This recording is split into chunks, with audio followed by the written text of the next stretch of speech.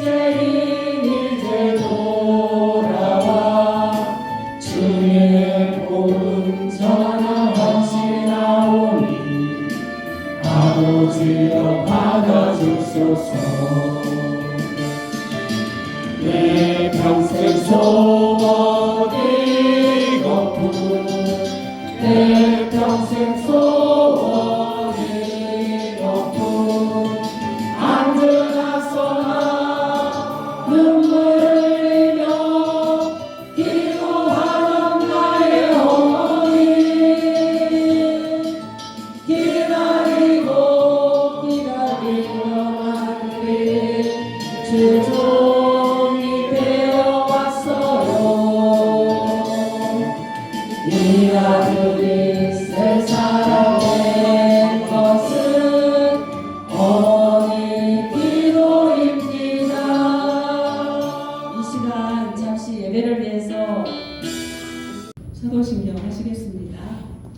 전능하사 천주를 만드신 하나님 아버지를 내가 믿사오며 그 외아들 우리 주 예수 그리스도를 믿사오니 이는 성령으로 잉태하사 동정녀 마리아를 생하시고 본디오나 그에게 고난을 받으사 십자가에 못 박혀 죽으시고 장사한 지 사흘 만에 죽은 자 가운데서 다시 살아나시며 하늘에 오르사 전능하신 하나님 우편에 앉아 계시다가 저리로서 산자와 죽은 자를 심판하러 오시리라. 성령을 믿사오며 거룩한 공예와 성도가 서로 교통하는 것과 죄를 사용하시는 것과 몸이 다시 사는 것과 영원히 사는 것을 믿사옵나이다.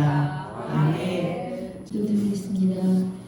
여호와여 주의 일이 이 수년 내에 부응케 하소서. 이 수년 내에 나타내옵소서. 진노 중에도 긍휼을 잊지 마옵소서. 할렐루야. 주님을 찬양합니다. 목요 집회를 허락하신 주님 감사합니다. 오늘도 집회를 통해 우리의 심령이 깨어지고 회복되는 시간이 되게 하옵소서. 우리의 힘과 계획으로는 아무것도 할 수 없음을 고백합니다. 허물 많고 죄 많은 우리들을 용서하여 주소서. 거짓과 위선으로 하나님으로부터 멀어진 우리의 마음을 되돌리기 원하오니 구원의 은혜를 베풀어 주옵소서. 하나님의 은혜를 사모하는 마음으로 오늘 이곳에 모였사오니 성령으로 충만케 하옵소서. 주님, 이 나라 이 민족을 긍휼히 여겨 주옵소서.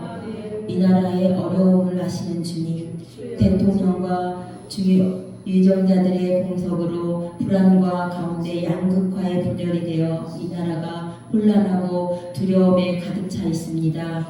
정치, 경제, 문화, 외교 모든 것이 폭풍 위에 놓여있는 돛담배처럼 어두운 상황 속에 헤매고 있습니다. 주님 용서하여 주옵소서. 모든 것이 안정되고 하나가 되게 하옵소서. 마지막 때가 가까웠음을 깨닫게 하시니 늘 깨어 기도하며 영적 전쟁에 승리하게 하옵소서. 이 나라가 공의와 정의가 다시 회복되어 평화로운 일상이 되게 하옵소서. 이번 사태로 대통령과 모든 유정자들과 국민들이 하나님을 알고 따르는 하나님의 영화로운 나라가 되게 하옵소서. 청주신학교를 위하여 기도드립니다. 우리 청주 종례신학교를 이곳에 세우신 하나님, 아버지, 이곳에 주님의 진리의 말씀이 왕성하고 하나님의 형상을 닮아가고 바르고 옳은 주의 종들을 배출되는 명품 신학교가 되게 하옵소서. 학자님과 교수님들을 통해 말씀을 더 깊게 깨닫고 사모하며 연구하며 바르게 알게 하옵소서. 오늘도 이 시간 말씀을 증거하시는 우리 강사 목사님의 영역을 7배나 더하여서 말씀이 살아서 우리의 관절과 골수를 쪼개며 심령이 치유되는 회복되는 시간이 되게 하옵소서. 오늘도 이곳에 성령으로 충만케 하실 줄 믿사오며 살아있는 역사하시는 예수 그리스도의 이름으로 기도드립니다. 아멘. 말씀은 요한계시록 1장 1절입니다.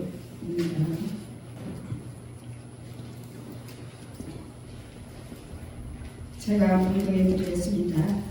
예수 그리스도의 계시라. 이는 하나님이 그에게 주사 반드시 속히 일어날 일들을 그 종들에게 보이시 보시려고 그의 천사를 그 종 요한에게 보내어 알게 하신 것이라.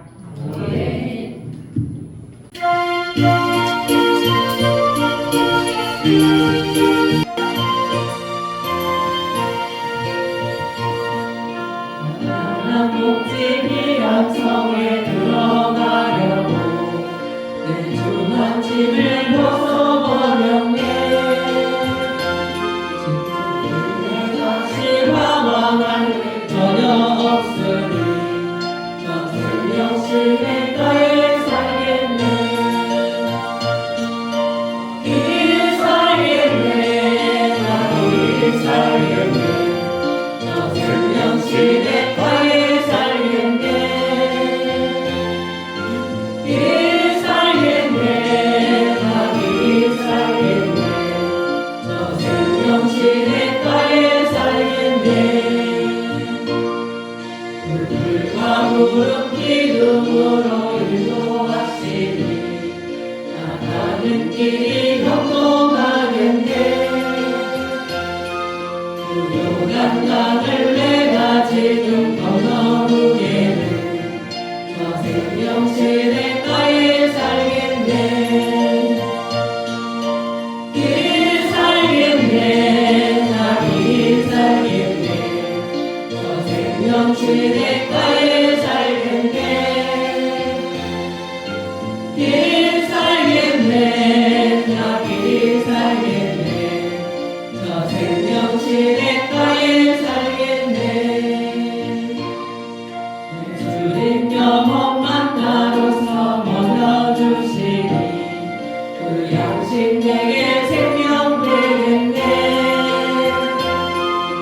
이후로 생명 양식 주와 함께 먹으며 저 생명실에 가에 살겠네. 길 살겠네. 나길 살겠네. 저 생명실에 가에 살겠네. 길 살겠네. 나길 살겠네. 저 생명실에 가에 살겠네. 반갑습니다. 신학생들을 보니까 제가 신학교 때 생활하는 모습이 생각이 납니다. 여러분들 얼마나 힘들고 어렵겠습니까? 그래도 하나님께서 여러분들을 연단시키시고 마지막 때에 하나님이 귀하게 쓰시려고 여러분들을 부르신 줄로 믿습니다. 잠깐 기도하고 시작하겠습니다.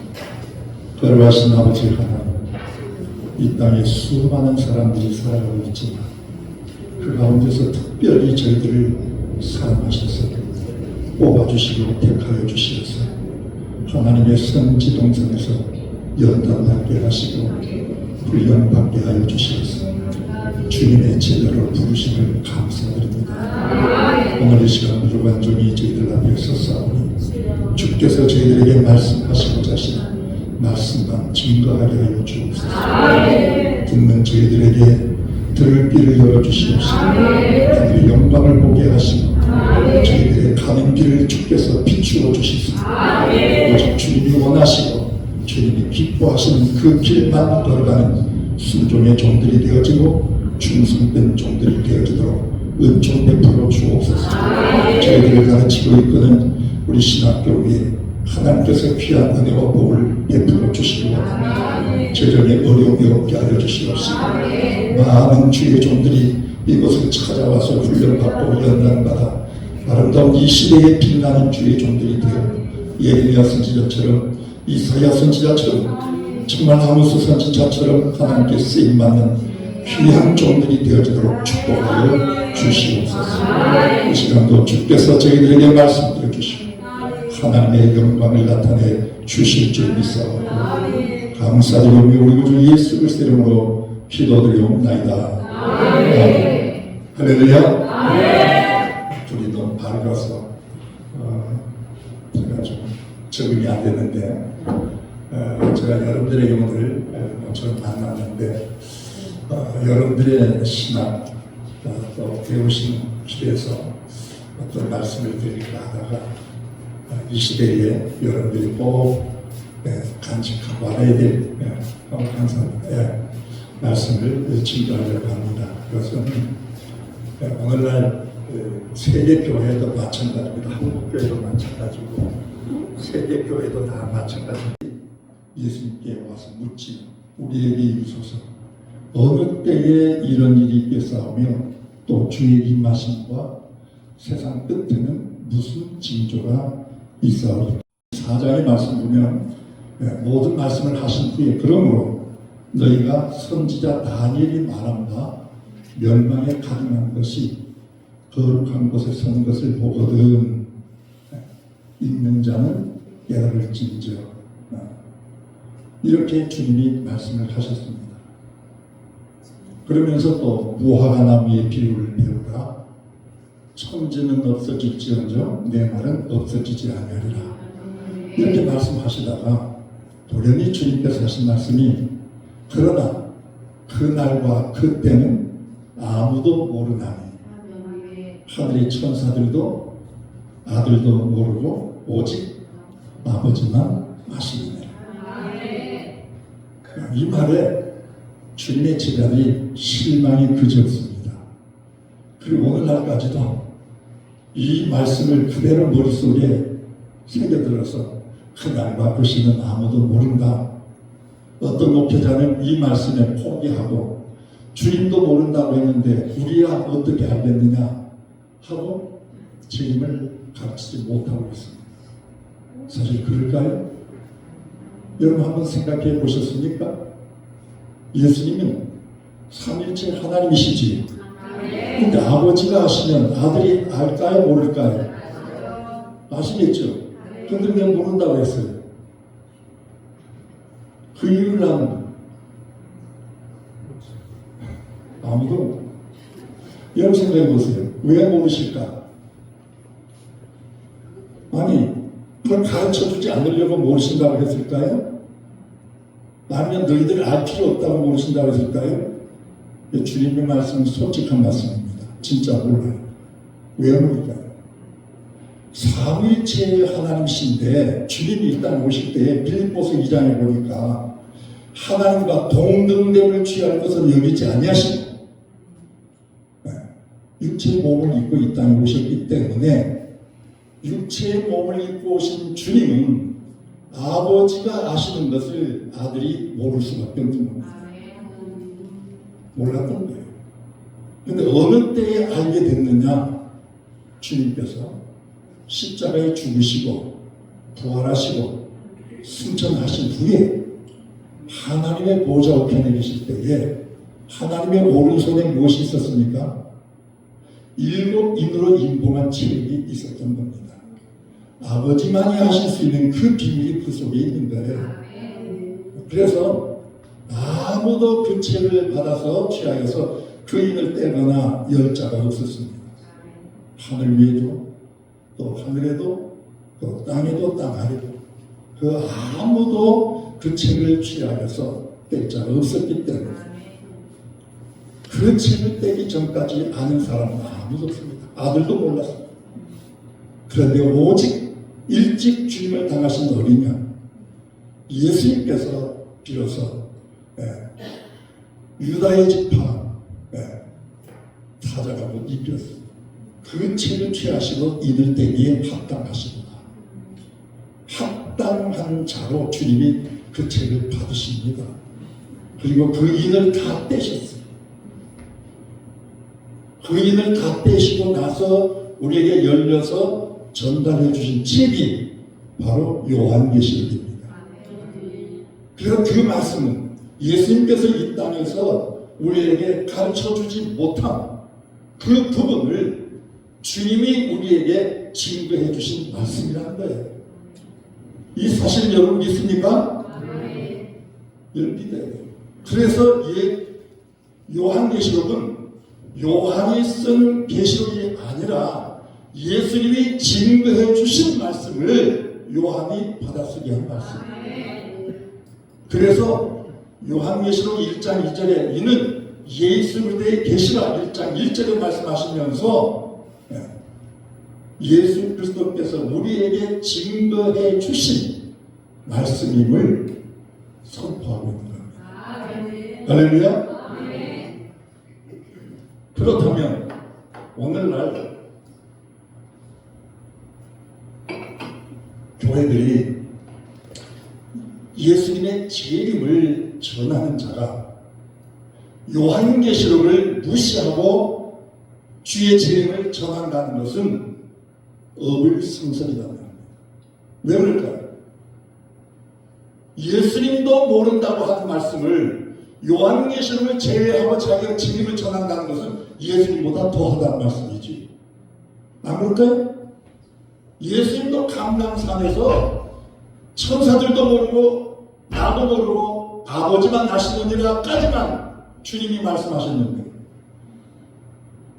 계시록이 드디어 우리에게 알게 해주셨기 때문에 주의 재림에 대한 모든 비밀을 확실하게 알도록 우리에게 주신 말씀인데 이 말씀을 제외시키고 재림을 얘기한다는 것은 예수님보다 자기가 더 지식이 높다거나 예수님보다 더 재림 신앙을 더 돈독히 가졌다는 것밖에는 안 된다는 겁니다. 여러분, 우리가 복음을 전하는 자들이죠. 믿습니까? 네. 복음을 전하는 우리들이 복음이 뭡니까? 복음이 뭐죠? 예, 예수 그리스도가 복음입니다. 그럼 복음에는 몇 가지 요소가 들어가야 됩니까? 우리가 사도신경을 외울 때 복음을 믿는 겁니다. 예수님의 탄생을 믿고 예수님의 중심을 믿고 예수님의 부활을 믿고 예수님의 승천하신 것을 믿고 마지막에 예수님의 재림을 믿는 것이 우리의 신앙 고백이 아니겠어요? 복음은 예수님의 탄생을 전하고 예수님의 십자가를 전하고 예수님의 그 부활을 전하고 예수님의 승천과 다시 오실 것을 전하는 것이 복음을 전하는 것입니다.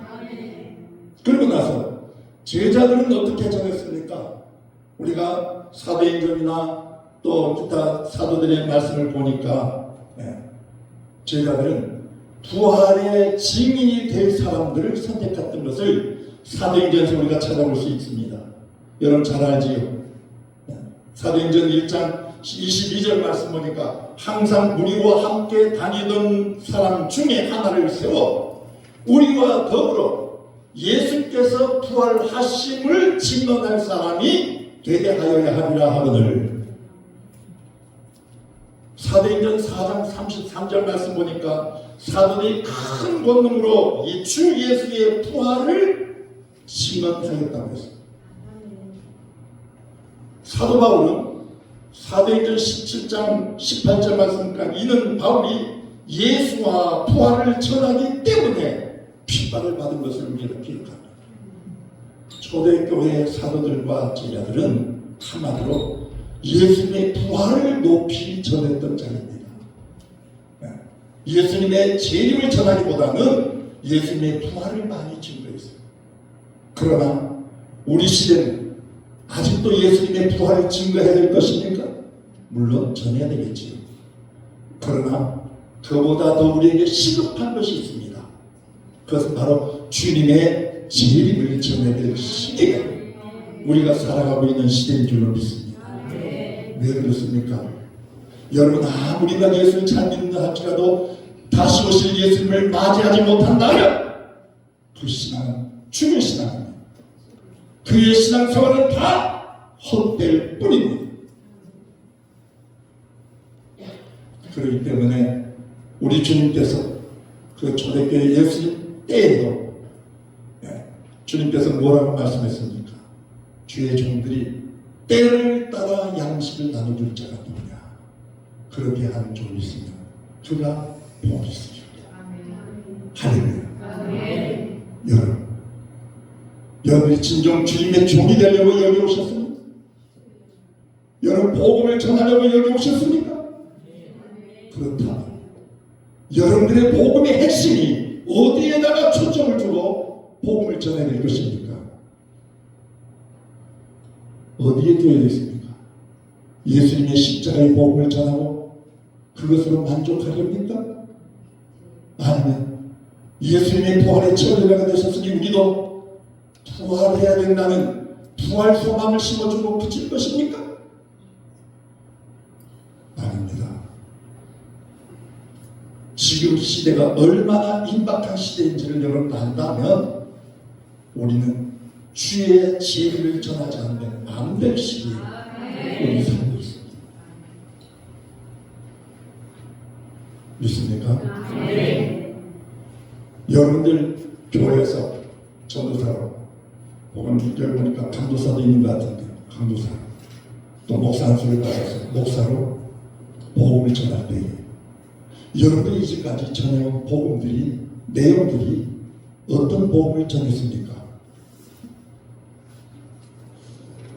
한번 물어볼까요? 저는 한 달에 한 번 정도는 재림을 전합니다 하는 소문 한번 손 들어보세요.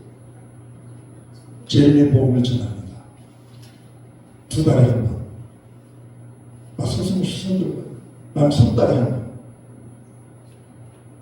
3달에 한 번? 네, 한 분 있네요. 여러분, 정말 심각하지 않아요? 여러분 그렇게 안 생각합니까?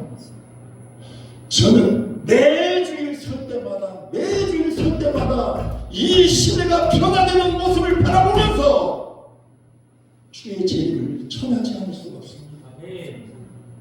성도들을 깨우지 않을 수 없습니다. 왜? 우리들은 주의 종들은 파수꾼입니다. 파수꾼의 사명은 무엇입니까? 성벽 위에 서서 망대 위에 서서 전 세계를 바라보면서 지금 되어지고 있는 일들을 하나님의 말씀으로 비추어서 지원돼야 될 자들이 우리들이 아니겠습니까? 파수꾼들이 입을 다물고 있다면 어찌 사명을 감당한다고 할 수 있습니까? 이사야 선지자는 그런 입을 다문 자들을 번번이 내게하고 있습니다. 심각합니다. 제가 계시록을 전하기만 하다가 어느 순간에 책으로 써야 되겠다고 해가지고 2018년도 정말 하나님이 저 밤잠을 안 재우시더라고요. 360일 가운데 300일 이상을 밤잠을 안 자기 위해서 계시록을 말씀을 쓰기 시작했습니다. 저는 원래 신학교에서 계시록을 가르쳐 놨습니다. 뭘 가르쳤느냐? 헬라어를 가르쳤어요. 지금도 신학교에서 배웠던 그 헬라어들을 기억합니다. 변화는. 그러면서 또 학생들이 한 수십 년을 가르치다 보니까 헬라어에 대해서는 어느 정도 자신감을 가지고 있어요. 그렇다고 그리스 사람처럼 유창하게 헬라어를 할 수는 없습니다만 그러나 해석할 정도는 되기 때문에 제가 그것을 가지고 여기 원어로 보는 요한계시록 강의라는 책을 2018년도에 쓰면서 쓰다 보니까 너무 분량이 많아가지고 이 책을 3번으로 나눴습니다. 이게 1장부터 4장까지 있는 말씀이에요. 2018년도에 출판을 하고 그리고 다시 좀 쓰려가다가 코로나가 와가지고요. 모든 패턴을 망가뜨려 버렸어요.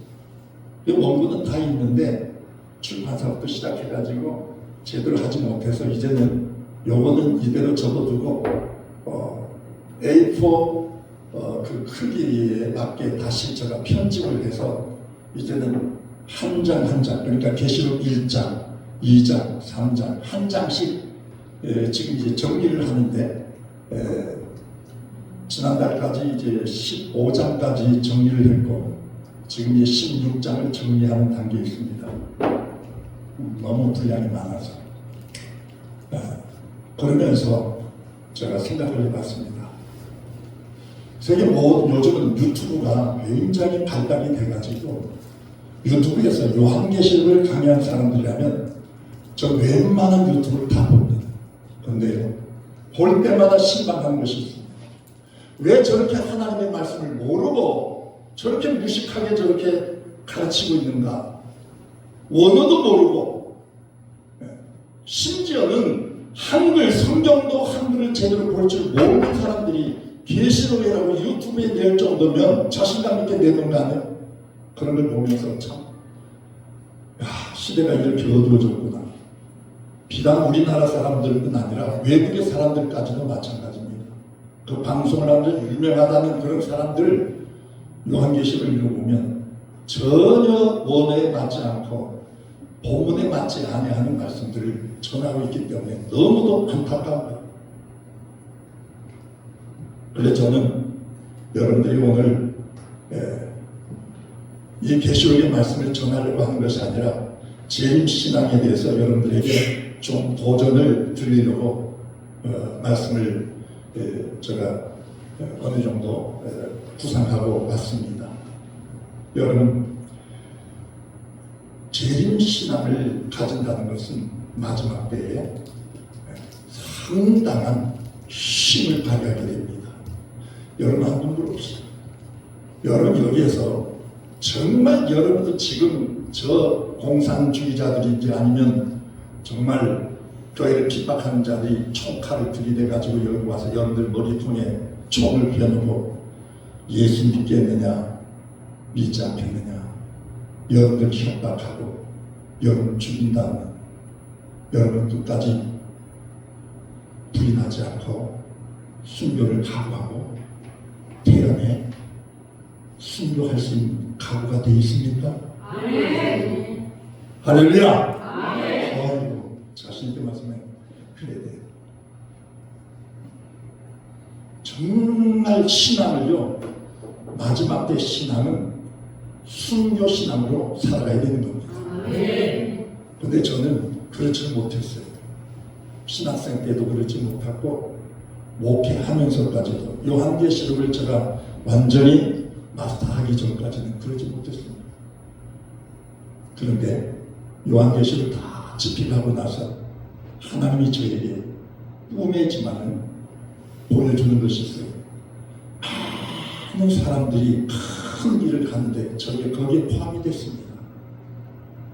그런데 가다 보니까 큰 철문이 하나 있는데 그 철문 안에서 소수의 사람들이 모여서 순교를 당하고 있었어요. 어떻게? 위쪽 벽에서부터 기름을 부어가지고 그 성도들에게 기름을 부어서 불을 붙여서 죽이는 그런 현장을 보게 됐습니다.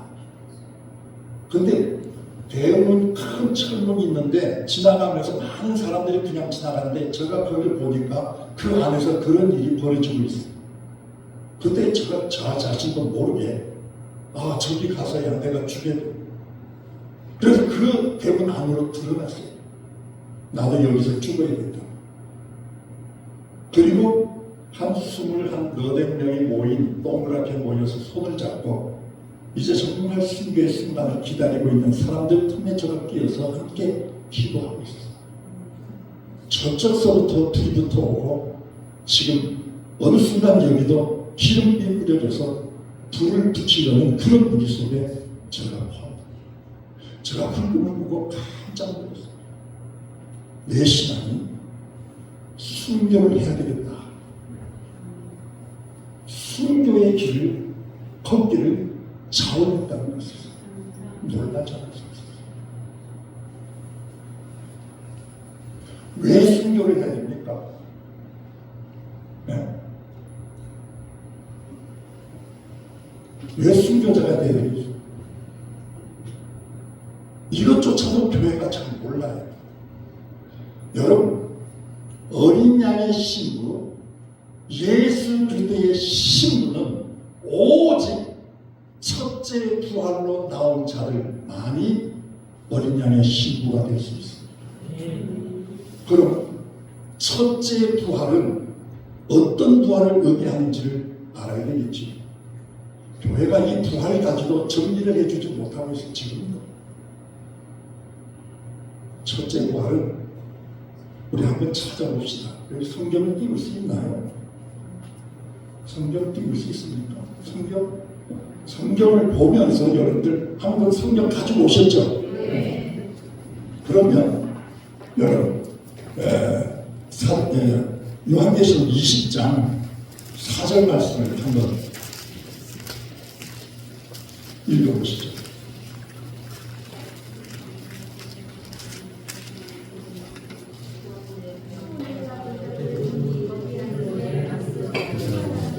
한 번만 읽어주세요. 한 번만. 자, 시작. 또 내가 모자들을 보니 거기에 앉은 자들이 있어 심판하는 관대를 받았더라. 또 내가 보니 예수를 증언함과 하나님의 말씀 때문에 목배임을 당한 자들의 영혼들과 또 짐승과 그의 우사를 경배하지 아니하고 그들의 이마와 손에 그의 표를 받지 아니한 자들이 살아서 그리스도와 더불어 천년 동안 왕노릇하니. 예, 그다음 5절. 그 나머지 죽은 자들의 그 천년이 차기까지 살지 못하더라. 이는 첫 부활이다. 예, 아멘. 첫째 부활이다. 여러분, 첫째 부활에 참여하는 자는 바로 예수님의 재림 때에 부활하는 자들을 얘기하는 겁니다. 네. 이 부활로 나온 자들만이 어린 양의 신부가 될 수가 있는 거예요. 여러분, 이것은 요한계시록을 알아야 해석이 가능한 말씀입니다. 물론 여러분 고린도전서 15장의 말씀을 한번 볼까요?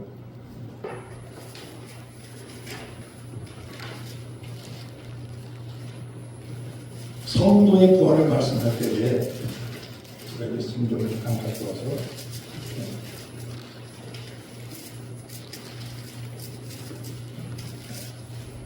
성도의 부활에는 각각 차이가 있다고 했습니다.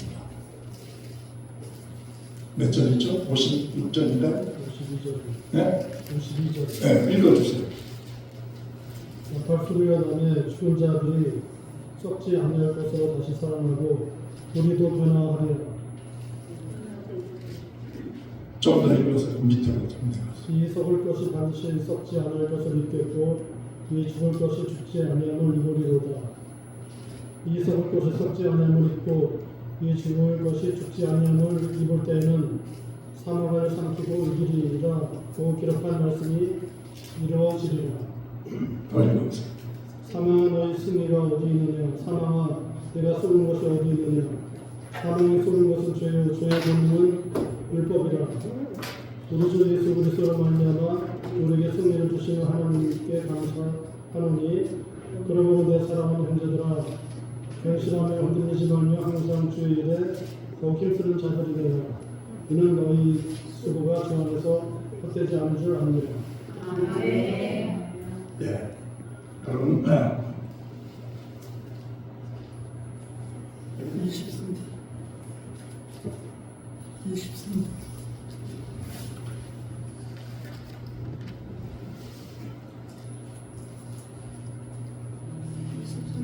23절 말씀 보면 그러나 각각 자기 차례로 되리니 먼저는 첫 열매인 그리스도요 다음에는 그가 강림하실 때에 그리스도에게 속한 자요 그 후에는 마지막이니.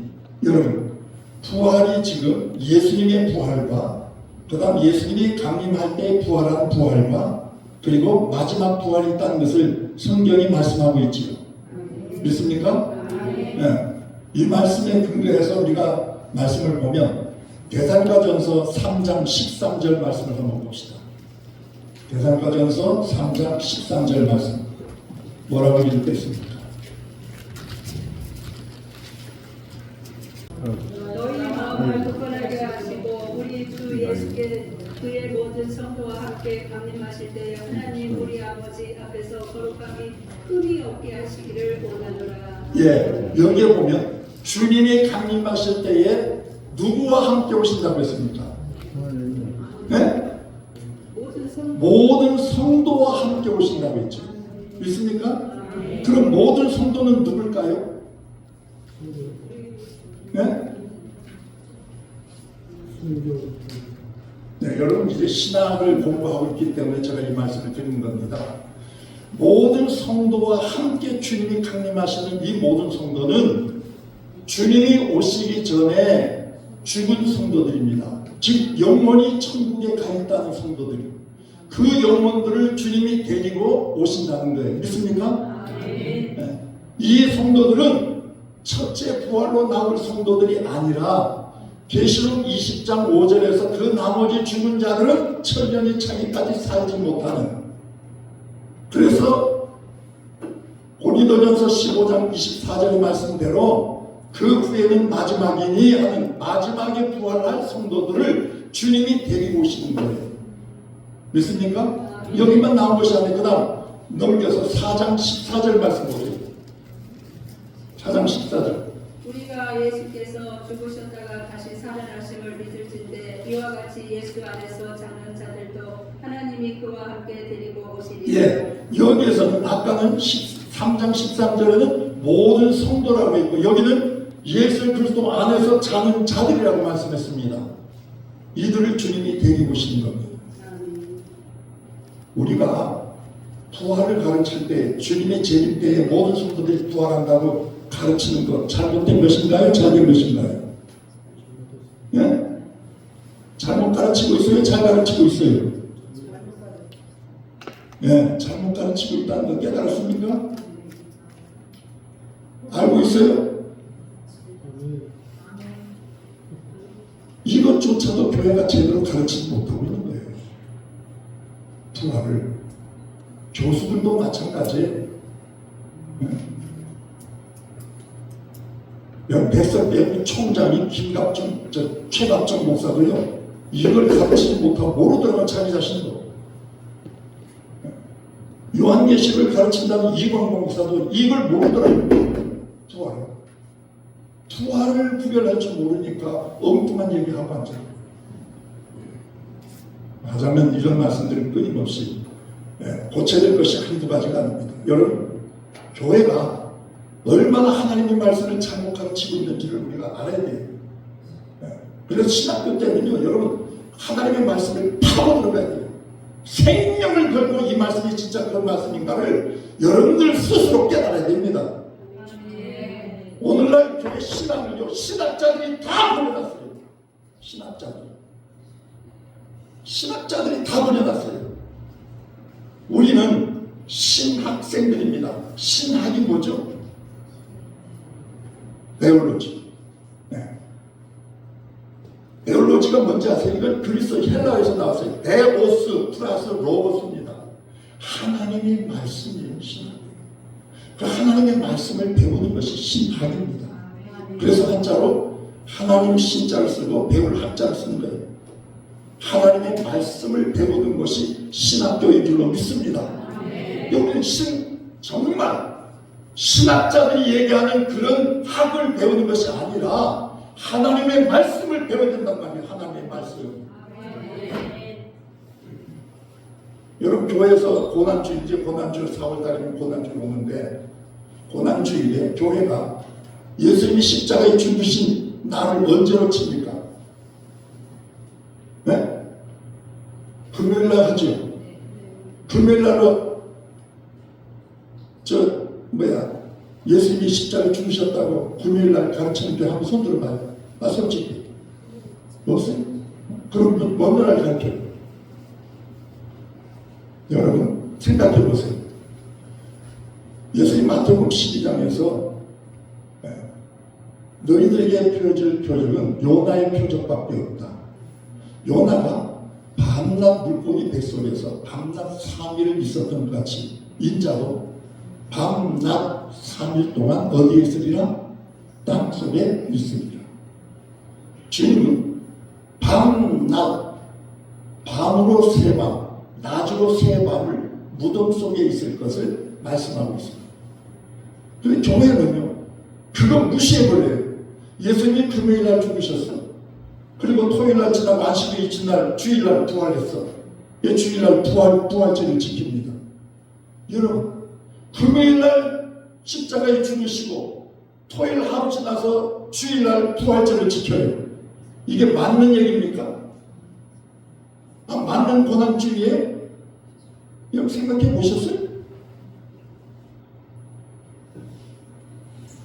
여러분 예수님 당시 AD 30년의 6월절은 언제였느냐? 원래 6월절은 그 제정이 출애굽 때부터 정한 겁니다. 어떻게? 아비월 14일이 6월절이다.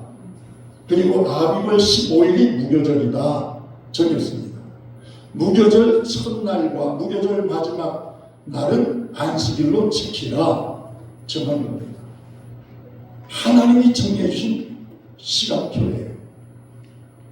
이것을 하자 우리는 7대 절기를 하나님께서 여호와의 7대 절기를 우리에게 정해주는데 그 7대 절기가 뭐냐? 예수님이 오셔서 구역사역을 이루시는 시간표를 하나님이 제정해 주신 겁니다. 그래서 예수님은 반드시 6월절 날에 어린 양으로 죽으셔야 됩니다.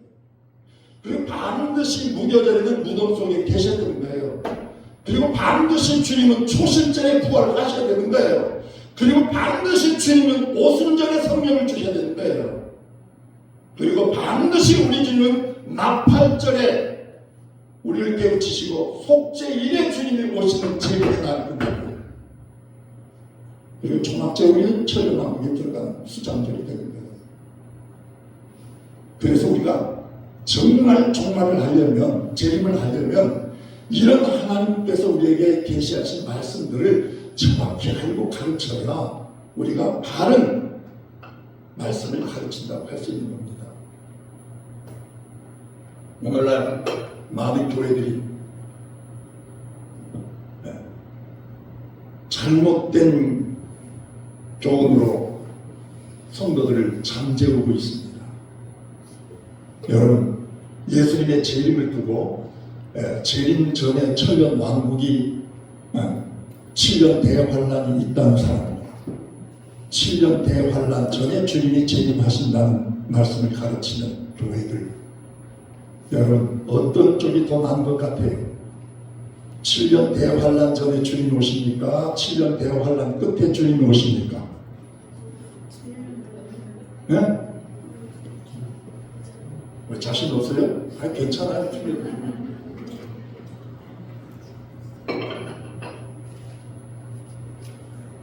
여러분, 저 서울의 정동주 목사를 비롯해서 미국의 대부분의 모든 목사들이 어떻게 가르치느냐? 환란 전에 성도들이 휴거한다. 공중재림을 오실 때 휴거하고, 그리고 지상재림은 7년 대환란 끝에 지상으로 오신다. 공중재림과 지상재림을 나누어서 이중재림을 얘기하는 경우가 상당히 많습니다. 성경은 절대 그렇게 얘기하지 않아요. 성경이 말씀하는 말씀이 뭐냐? 예수님이 직접 마태복음 24장 15절에 선지자 다니엘이 말한 바 멸망에 가증한 것이 거룩한 곳에 선 것을 보거든 있는 자는 깨달으라. 믿습니까? 예수님의 말씀이에요. 그럼 선지자 다니엘이 말한 말씀은 뭐냐? 다니엘서 9장 27절에 뭐라고 했어요? 그가 장차 한 일에 동안 언약을 굳게 정할 것이요 그 일의 절반에 제사와 예물을 금지할 것이며 호학하여 가정한 것이 날개를 의지하여 쓸 것이다. 그렇게 말씀했지요. 여러분 확신하십니까? 다니엘서 9장 27절 말씀 찾아보세요.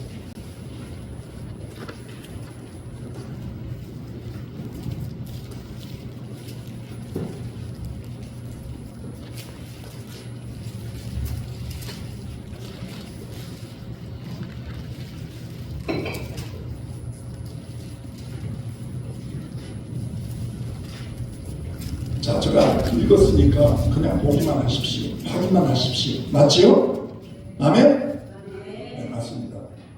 그 말씀을 주님께서 들으시고 선지자 다니엘이 말한 바 멸망에 가증한 것이 거룩한 곳에 선 것을 어떻게 보거든 읽는 자는 깨달을진저 말씀하고 있습니다. 그러면 사도 바울이 여기에 대해서 뭐라고 말씀했는지 아십니까? 사도 데살로니가 후서 2장 1절과 4절까지 읽어보십시오. 데살로니가 후서 2장 1절과 4절. 형제들아 우리가 너희에게 구하는 예, 크게 읽겠습니다. 구하는 것은 우리 주 예수 그리스도의 강림하심과 우리가 그 앞에 보임에 관하여 영으로나 또는 말로나 또는 우리에게 받았다 하는 편지로나 주의 날에 이르렀다고 해서 쉽게 마음이 흔들리거나 두려워하거나 하지 말아야 한다는 것이라. 누가 어떻게 하여도 너희가 미혹되지 말라. 먼저 배교하는 일이 있고 또 저 불법의 사람고 멸망의 아들이 나타나기 전에는 그날에 이르지 아니하리니 그는 대적하는 자라. 신이라 부르는 모든 것과 숭배하는 받는 것에 대하여 그 위에 자기를 높이고 하나님의 성전에 앉아 자기를 하나님이라 내세우느니라. 네, 아멘. 예, 보세요. 사도 바울이 뭐라고 얘기했습니까? 자, 적그리스도가 나타나서 분명히 그가 하나님의 성전에 앉아 자기를 보여 하나님이라고 할 때가 올 것이다 이겁니다. 그 일이 있기 전에 주님이 오신다 하거나 무슨 편지로나 말로나 무슨 말을 하더라도 너희들은 미혹되지 말라. 여러분, 이 말씀에 근거해서 오늘날 교회들이 환난 전에 주님이 오신다, 우리가 추구한다는 이런 말을 하는 것들은 다 성경 말씀에 의하면, 사도 바울의 말씀에 의하면 다 미혹하는 말입니다. 우리 주님 말씀했어요. 다니엘이, 선지자 다니엘이 말하면 멸망에 가증한 것이 거룩한 곳에 선 것을 어떻게? 보거든. 너희들이 그것을 보는 날에 너희들이 그것을 보게 되거든. 믿는 자는 깨달았나? 믿습니까? 우리 주님이 그때에 그것이 보여진다면 우리가 다 보게 될 것이란 말입니다. 그런데 왜 보지 않고 올라간다는 말을 하고 있고, 보지 않고 주님이 보기 전에 주님이 오신다고 말씀하고 있습니다. 여러분, 예수님은요, 누가복음 21장에서 유다 AD 70년에 멸망하기를 주님이 말씀했습니다. 저 성전에 돌 위에 돌 하나도 남지 않으면 다 허물어질 것이다. 제가 그때가 언제입니까? 물었을 때 주님이 말씀합니다. 예루살렘이 군대들에게 에워싸이는 것을 너희가 보거든. 성 안에 있는 자들은 성 밖으로 도망가고 성 밖에 있는 자는 성 안으로 들어가면 안 된다. 여러분, 그 말씀이 AD 70년에 그대로 이루어졌잖아요. 요세푸스의 기록에 의하면 그때에 티토 장군이 로마의 3개 군단, 5군단, 10군단, 15군단을 이끌고 예루살렘을 포위하였어요. 예수님께서 그렇게 군대들에게 에워싸이는 것을 너희들이 보거든. 성 안에 있는 자들은 성 밖으로 도망가라. 산으로 도망가라. 똑같은 말씀을 예수님은 마태복음 24장에서 이번에는 주의 오심과 세상 끝에 되어질 일을 말씀할 때에 선지자 다니엘이 말한 바 멸망에 가증한 것이 거룩한 곳에 선 것을 보거든. 깨달아라. 여러분, 그 말씀과 이 말씀이 다른 말씀이 뭡니까?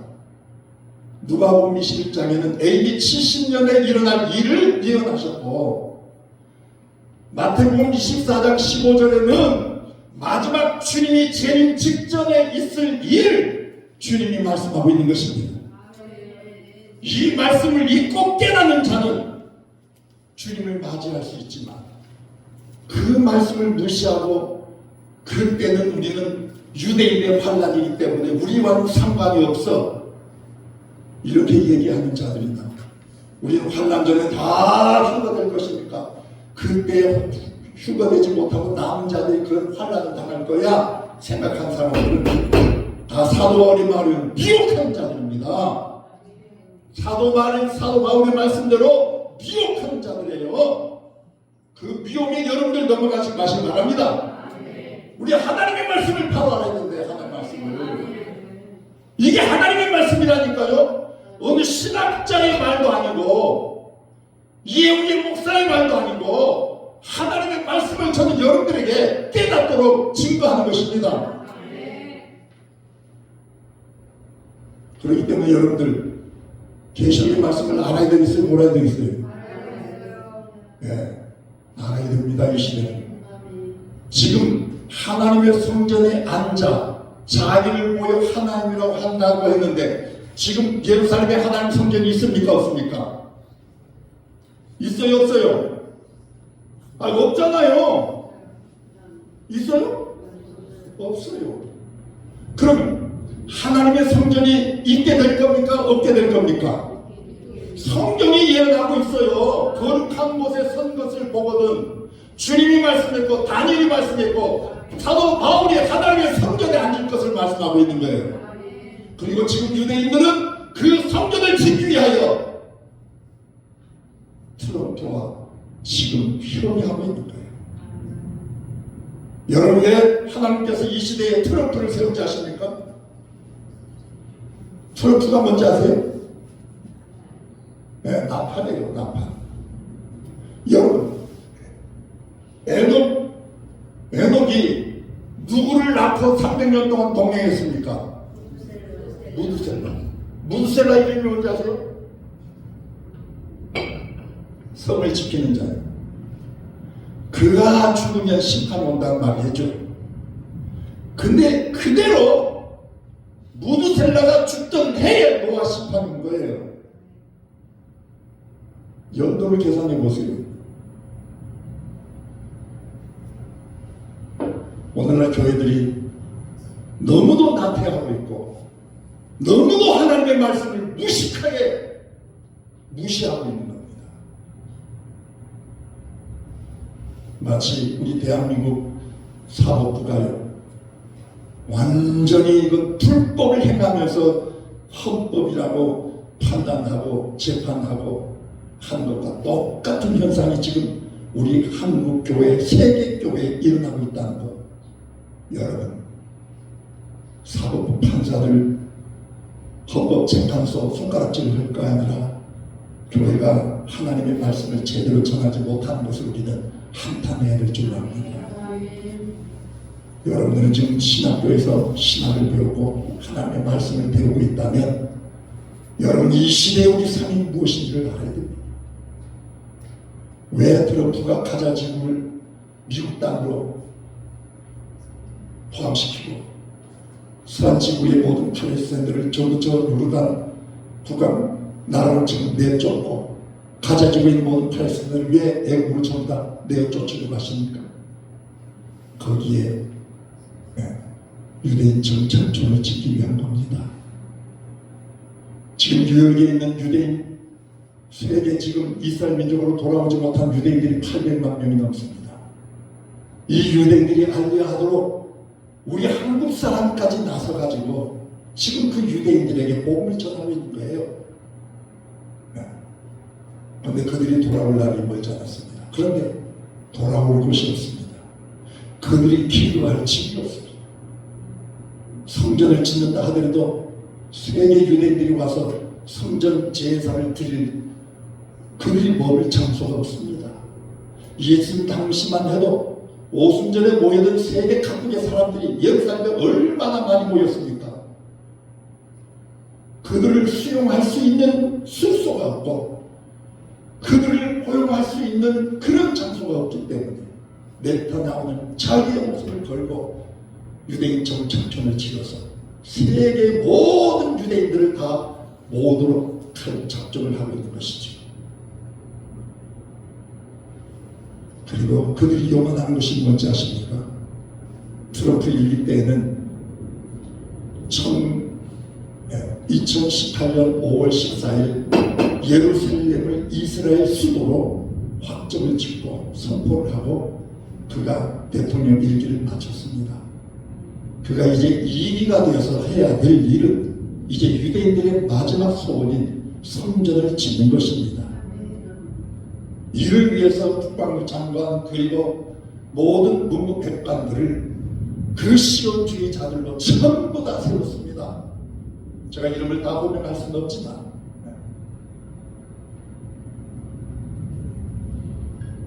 여기서 그 이름을 지금 내일인가 모레 또 FBI 게시파텔까지 세우는 일을 하게 되겠지요.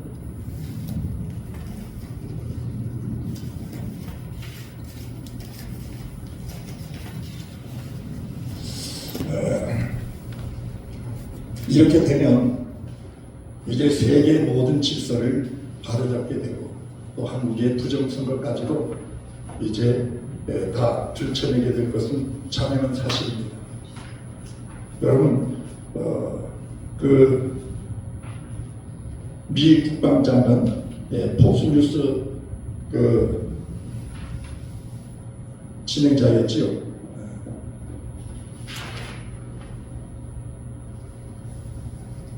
피터 헨세스. 이 사람도요, 자기의 목표는 유대 땅에 예루살렘 성전을 짓는 것이라고 했습니다. 네타냐후는 하나님의 성전 짓는 것을 목표로 지금 준비가 된 거예요. 거기에다가 지금 CIA 국장 존 레플리크, 또 중동 특사로 지명된 스티브 위트코프, 또 주 이스라엘 대사인 마이크 허커비, 이런 사람들이 완전히 시온주의자처럼 트럼프와 함께 유대인을 위해서 자기들이 할 일이 무엇인가를 지금 공개적으로 약속을 하고 트럼프와 발을 맞추고 있습니다. 이것은 무엇을 얘기합니까? 여러분, 우리 시대에 반드시 거기에 하나님의 성전이 세워질 것입니다. 이것은 무엇을 의미하는지 아십니까? 우리 시대에 7년 대환란이 올 것을 말씀하고 있습니다. 7년 대환란의 중간기에 성전을 짓고 중간기까지 제사와 예물을 드리게 되는 것입니다. 유대인들은 작년, 재작년부터 이미 성전을 지을 모든 준비를 다 갖추고 그 성물을 거룩하게 구별하기 위해서 붉은 암소까지 들어갔습니다. 그 붉은 암소의 죄로 모든 성물을 거룩하게 만드는 것입니다. 여러분, 얼마나 지금 시대가 가까이 왔는지를 알 수가 있지. 아까 제가 말씀을 드리다가 마쳤는데, 트럼프라는 이름이 나팔입니다. 여러분, 지금 계시록에서 나팔은 뭘 의미하지 아십니까? 나팔절을 얘기하는 거예요. 나팔절. 계시록을 연구하면 나팔절이, 나팔 천째 나팔이 부겨질 때에 7년 대환란의 시작을 알립니다. 여러분들에게 이 계시록을 전체에 마스터하면 그 비밀이 다 열려졌는데, 여러분들에게 지금 말씀드려도 이해가 다 할 거예요. 그리고 5째 나팔부터는 7년 대환란 중간기에 들어가는데, 이때부터는 화가 있을 겁니다. 5째 나팔이 불려질 때가 언제냐? 바로 적그리스도가 하나님의 성전에 설 때를 의미하는 거예요. 그때 무정인이 열립니다. 그래서 무정인이 갇혀있던 그 악한 영들이 올라오게 돼요. 그리고 그때부터 그 무정인의 사자가 누가 되느냐? 적그리스도가 되는 겁니다.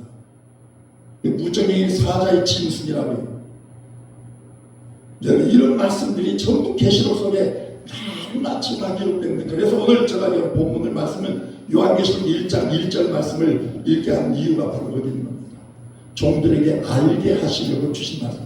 어느 때 일어날 일을 알게 하시려고, 반드시 속히 일어날 일들에 대해서 우리에게 알게 하시려고 주님이 증거해 주신 말씀이 요한계시록의 말씀이라는 사실입니다.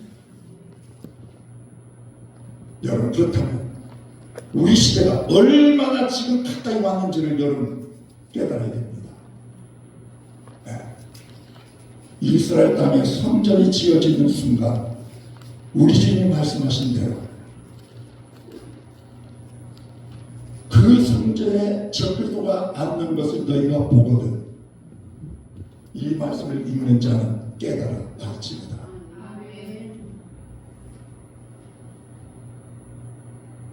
여러분, 예수님 때에 예수님 만나고 예수님의 뒤를 따르면서 예수님의 교훈을 듣던 사람들은 얼마나 복됩니까?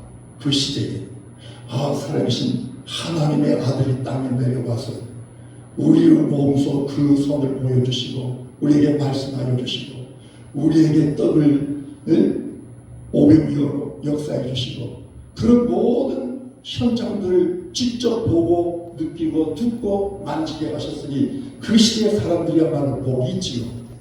그런데 그 시대의 사람들보다 더 복 있는 사람이 바로 우리들인 것을 알아야 됩니다. 왜? 우리는 다 수고하실 주님을 볼 수 있기 때문에. 누가 볼 수 있습니까? 누가 볼 수 있습니까? 하나님의 말씀을 지키는 자들이 볼 수 있는 거예요. 계시록의 말씀을 정확히 아는 자가 그때의 주인공이 될 수 있는 것입니다. 지금 몇 시까지 하면 되죠? 반까지 할까요? 8시 반까지? 어떻습니까? 네. 괜찮겠어요? 네.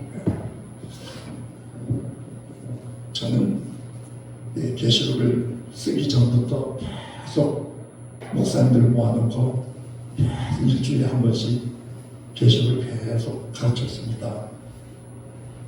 네.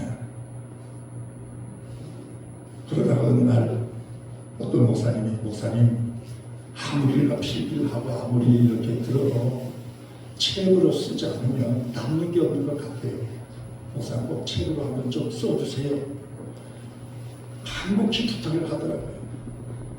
그래서 제가 기도를 하다가 그래요. 책으로 써야 남는 게 있지. 그래가지고 그때부터 제가 책으로 쓰기 위해서 1년 동안 정말 밤잠을 안 자고 쓰기 시작했습니다. 그리고 1년 만에 다 완성을 하고 일단은 1장부터 4장까지 본이 없어서 그냥 이것만 한 500번 찍고 그 뒤로는 이제 못했는데 정말 이 시대에 우리가 하나님의 말씀을 전하기 위해서는 복음을 전하기 위해서는 재미있는 복음밖에 없습니다. 이 시대에 합당한 때를 따른 양식은 재미있는 복음입니다. 이 복음을 무시하고 복 받으라 예수 믿으라 아무리에게 받아요. 열매가 없습니다. 열매가 없습니다. 아무리 우리가 신앙생활 열심히 해본들 주의 재림 때 주님을 맞이하지 못한다면 무슨 죄입니까? 마태복음 25장에서 10처녀가 나오는데 다 신랑을 기다리는 열심히 있는 성도들 아니겠어요?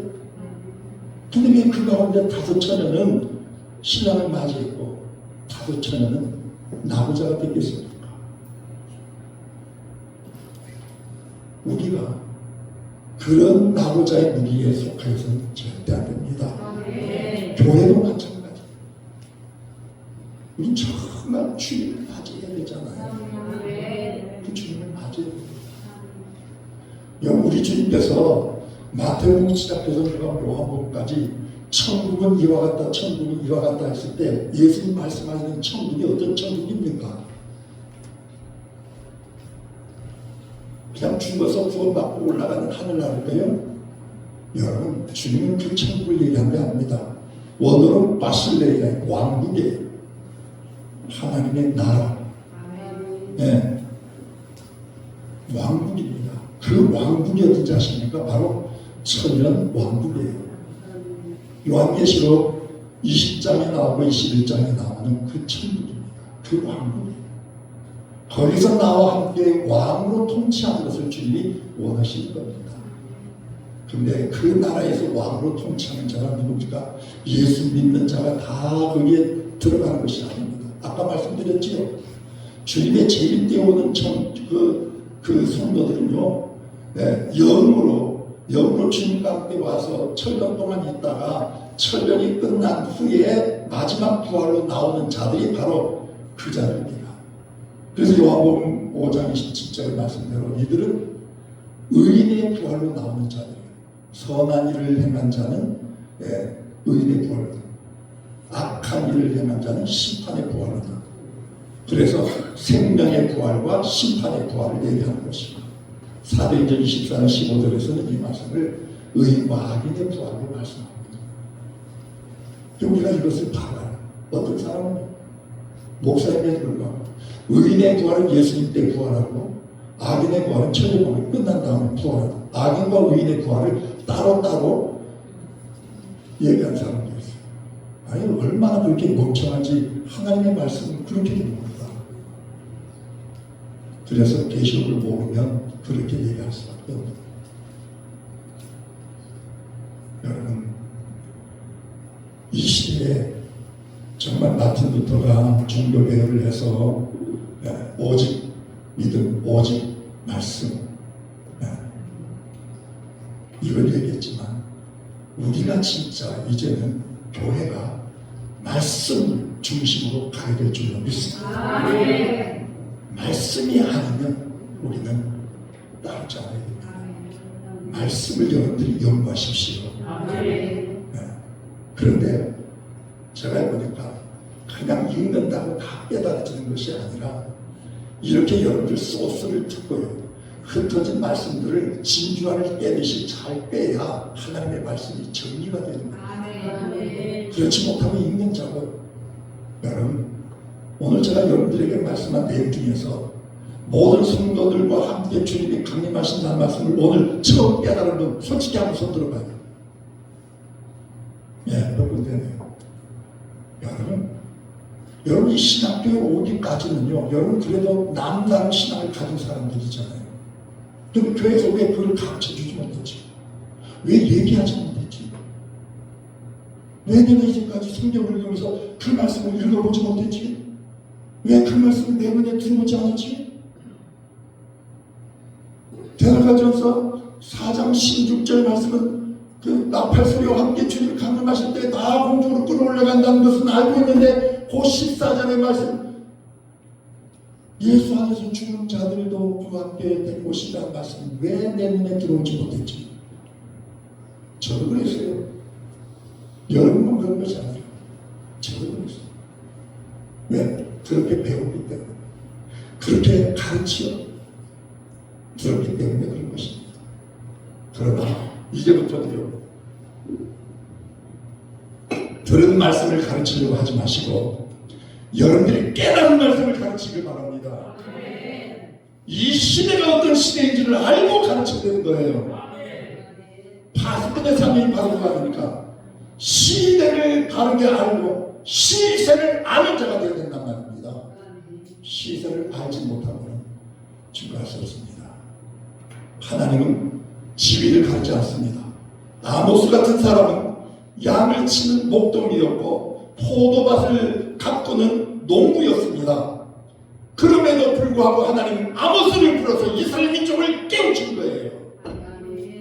학식 있는 자를 하나님 부르신 것이 아닙니다. 재물이 있는 자를 부르신 것이 아닙니다. 재능 있는 자를 부르신 것이 아닙니다. 하나님의 말씀을 볼 수 있고 하나님의 말씀을 깨달을 수 있고 하나님의 말씀을 담대히 확신을 가지고 증거할 수 있는 종을 이 시대에 찾는 줄로 믿습니다. 진실로 여러분들이 이 신학교에서 참을 훈련받고 연단받고 정말 참된 주의 종이 되려면 여러분들이 가지고 있는 하나님의 말씀을 바로 알고 깨달기 바랍니다. 저는요 처음 신학교 다닐 적에 1학년, 2학년 다니고 그만뒀어요. 도저히 나 신학 못하고. 왜? 아니 생각해 보시죠. 이 성경책 한 권 가지고 일평생 이 말씀을 가지고 가르쳐야 될 목사가 나는 이 말씀을 평생 가지고 가르칠 자신이 없더라고요. 아니 중학교 국어 선생은 국어 교과서 하나 가지고 공부하면 3년 지나면 다시 1학년, 2학년, 3학년 똑같은 거 가지고 다른 학생들을 가르칠 수 있잖아요. 그럼 평생 은퇴할 때까지 가르칠 수 있어요. 그런데 목사는 그렇지 않습니다. 이 하나님의 말씀을 가지고 평생을 가르쳐야 되는데 아니 나 도저히 자신이 없는 거예요. 어떻게 이 하나님의 말씀이 한 권책을 가지고 평생 내가 솔직한 말씀 우려먹을 수 있을까? 우려먹는 거라고 생각했어요. 자신이 없었어요. 그래서 저는 목사 안 되겠습니다. 포기했어요. 안 갔어요. 신학교 시험도 안 치르고 가지 않았어요. 그런데 하나님은 코를 빼가지고요 결국은 신학교 졸업하게 만들더라고요. 네, 어떻게 만들었는지 하다 안 되니까 총학생회 임원을 시키더라고요. 선거로 뽑았는데 내가 빼가지고 안 할 수도 없고 할 수도 없고 그 대신에 학교 장학금은 나오는데 참 놀면서 신학을 했는데 이건 도저히 안 되겠다 싶어서 4학년 접어들 때에 제가 기도를 올라갔어요. 하나님과 단판을 지으려고 정말 내가 하나님의 말씀을 전해야 될 종입니까? 진짜로 내 소명과 사명을 깨닫기 위해서 올라갔습니다. 1월 1일 정월 1일 문이 그냥 산더미처럼 쌓인 그 한라산 기도를 찾아서 전기불도 들어오지 않은 그곳에서 찾아 올라갔어요. 거기서 10일 동안 금식하면서 하나님의 단판을 지으려고 하나님께서 보여준 것이 있어요. 말씀은 너가 정하는 것이 아니라 내가 주는 꼴을 받아서 양들에게 먹이는 것이라. 황금 마차를 보이는데요.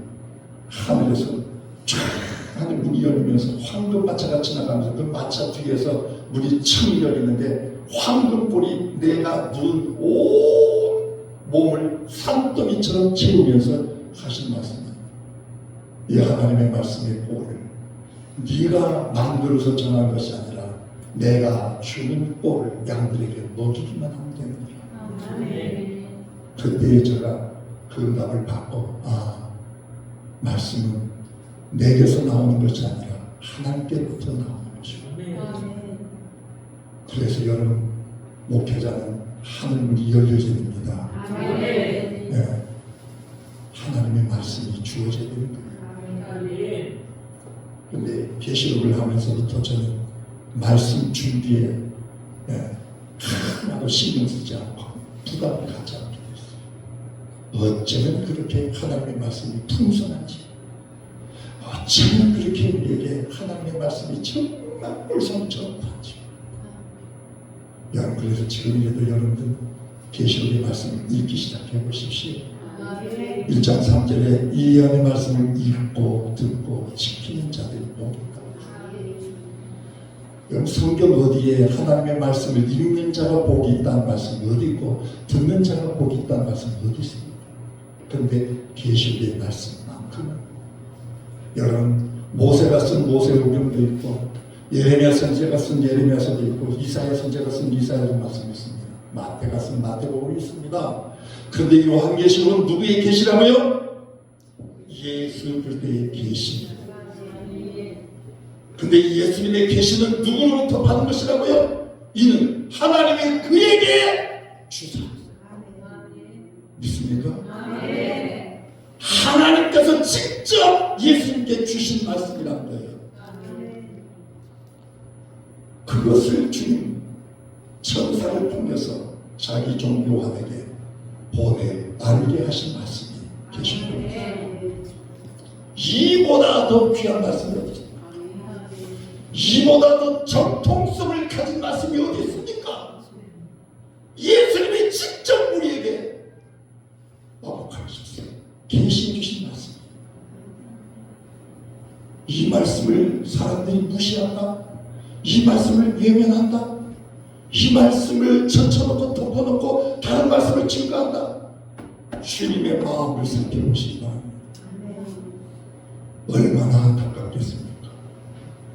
얼마나 답답하겠습니까? 여러분 누가 군대에 있는 내 아들에게 내가 편지를 보냈습니다. 근데 부대장이 그 편지를 받고 전달하지 않고 자기 포켓에 넣고 가지고 다녀요. 아들이 아버지가 보내준 편지를 읽지 못합니다. 여러분 이 사실을 아버지가 알았다면 그 편지를 보관하고 있는 부대장 찾아가서 뺨때기를 치겠지. 당신이 뭔데 내가 아들에게 배운 편지 당신이 보관하고 알려주도 않고 전하지도 않아. 야단칠 겁니다. 여러분 주의 종들이 오늘날 그렇게 하고 있는 겁니다. 우리 주님이 계시해 주시고 우리에게 알게 해주신 이 말씀을 주의 종들이 덮고 가르치지 않고 싹 달고 내면하면 주님께서 얼마나 화가 나시겠습니까? 시간이 나갔기 때문에 결론의 말씀을 맺으려고 합니다. 여러분, 우리 시대는요, 누가 뭐라고 해도 7년 대환란이 임박한 시대에 살아가고 있는, 마지막 종말의 시대에 살아가고 있는 하나님의 종들로서 하나님이 여러분들을 부르신 줄로 믿습니다. 그렇기 때문에 여러분들은 이제 내가 주의 종이 돼서 기름 부음을 받고 주의 사역을 감당하려고 한다면 여러분들이야말로 지금 여러분 세대에 다시 오실 주님을 증거할 사명자들임을 믿으시기 바랍니다. 한눈 팔 여가가 없습니다. 여러분 오직 다시 오실 주님을 증거해야 될 종들인 것입니다. 이 사명을 감당하지 못하는 종들은 오히려 종이 안 된 것만큼도 못합니다. 왜? 주님이 그를 책망할 뿐 아니라 악하고 게으른 종아, 가장 심령 깊은 지옥불에 주님이 던지실 것이 뻔하기 때문에 여러분, 이 재미있는 복음을 전하지 못한다는 것은 여러분들 지금부터 포기하십시오. 이 재미있는 복음을 증거해야 되겠다는 사명이 있는 자는 신앙을 계속하시기 바랍니다. 다른 복음이 없습니다. 다른 길이 없습니다. 마지막 때 여러분들을 부르신 목적이 거기에 있는 것입니다. 무익은 곡식들, 거두어들을 추수꾼들이 바로 여러분들입니다. 지금은 씨를 뿌릴 때가 아닙니다. 거두어드릴 때가 된 것입니다. 지금은 믿지 않는 자를 구원하기 위해서 믿으라고 할 때도 있지만 여러분, 믿는 자들을 열매 맺도록 어린 양의 신부가 되도록 가르치고 이끌고 주님께로 인도해야 될 사명자들이 바로 저와 여러분들인 줄로 믿습니다. 그렇기 때문에 초대교회 시대보다 여러분들이 더 100배나 기도해야 되겠고 더 여건을 가지고 마지막 때에 여러분들 정말 사명을 감당하는 충성된 종들이 되어야 될 것입니다. 그래서 여러분들 하나님의 말씀을 절대 소홀히 여기지 마시고 여러분들의 생명을 주님께 드린다는 마음으로 순교할 각오를 가지고 여러분들 가운데 두증이처럼 쓰일 종들이 있을 것이고 여러분들 가운데서 정말 주님의 온손이 돼서 이 땅에 무익은 곡식들을 거두어드릴 추수꾼들이 바로 여러분들인 것을 기억하고 기도하면서 준비하시고 그리고 말씀으로 무장하시고 여러분들의 사명을 끝까지 충성되게 감당하는 종들이 되어지기를 주님의 이름으로 축원합니다. 기도하겠습니다. 거룩하신 아버지 하나님, 오늘 주께서 저희들에게 말씀하셨습니다. 저희들의 사명을 깨닫게 해주셨습니다. 무엇을 전해야 되는지 그 보따리를 우리에게 맡겨주신 줄로 믿습니다. 증거하는 종들이 되게 하여 주셨소서. 때를 따른 양식을 전하는 종들이 되게 하여 주시옵소서. 이 시대를 분별할 줄 아는 지혜로운 종들이 되게 하여 주시옵소서. 이 청주 총회신학교가 그런 종들을 많이 배출할 수 있는 참다운 선지 학교가 되어주도록 주께서 축복하여 주시옵소서.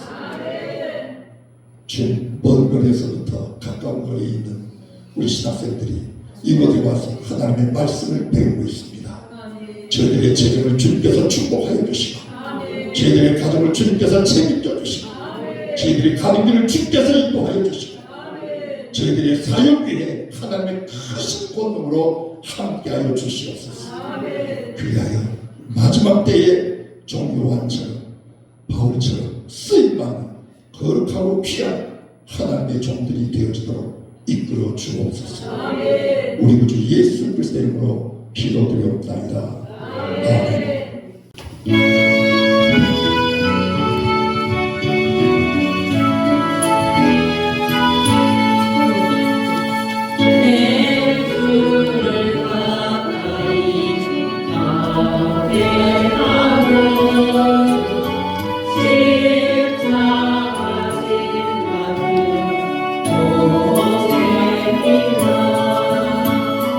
내 인생 소원을